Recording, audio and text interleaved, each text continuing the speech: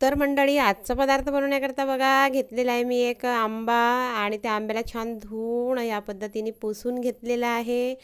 बघा किती छान आंबा आहे. आणि आता याला काय करणार आहे, मी वरचा आंबा जो आहे थोडा वरचा भाग तो कापून घेणार आहे या पद्धतीने. आणि आतमधली जी गुठली आहे तर तिला मी चम्मचने थोडी ढिली करून घेणार आहे.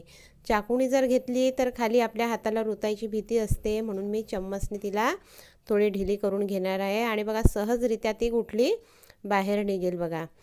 आणि आता यामध्ये टाकणार आहे मी जे काल बनवलेलं होतं,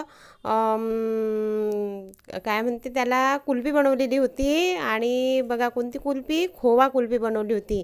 तर ते मिश्रण यामध्ये टाकलेलं आहे. तुम्ही जर कालचा व्हिडिओ बघितला नसेल बघा, मी शॉर्टकटमध्ये तुम्हाला सांगते आहे.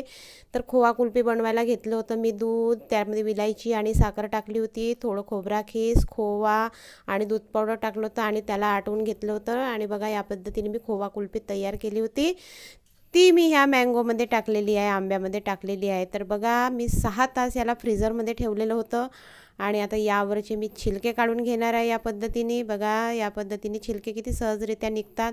आणि आता याला मी पीसेसमध्ये कापून घेणार आहे. तर बघा या पद्धतीने मी याला छान गोल राऊंडमध्ये कापून घेतलेले आहे. खूप छान दिसत आहे आपली नक्कीच मी बनवलेली आहे मँगो आईस्क्रीम, म्हणजे आंब्याची कुल्फी.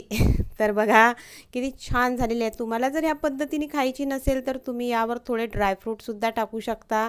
बघा मी यावर ड्रायफ्रूट टाकलेले आहे आणि खूप छान असा टेस्ट आलेला आहे याला. आंबट, गोड आणि रसरशीत. खोवा पण आहे, दूध पण आहे आणि आंबा पण आहे आणि ड्रायफ्रूट्स पण आहे. खूप छान आलेला आहे. तर बघा जर तुम्हाला या पद्धतीने जर खायचं नसेल तर मी काय केलं आहे, मिश्रण बघा पॉटमध्ये घेतलेलं आहे. आणि आता मी मिक्सरमधून थोडं बारीक करून घेणार आहे. काय असते, म्हाताऱ्या माणसांना जर आवडले नाही ड्रायफ्रूट्स वगैरे किंवा आपल्यालाही आवडत नाही, तर मग या पद्धतीने करून घ्या. तर बघा मी मिक्सरमधून बारीक करून यात थोडं पाणी टाकलेलं आहे आणि थोडी साखर टाकलेली आहे.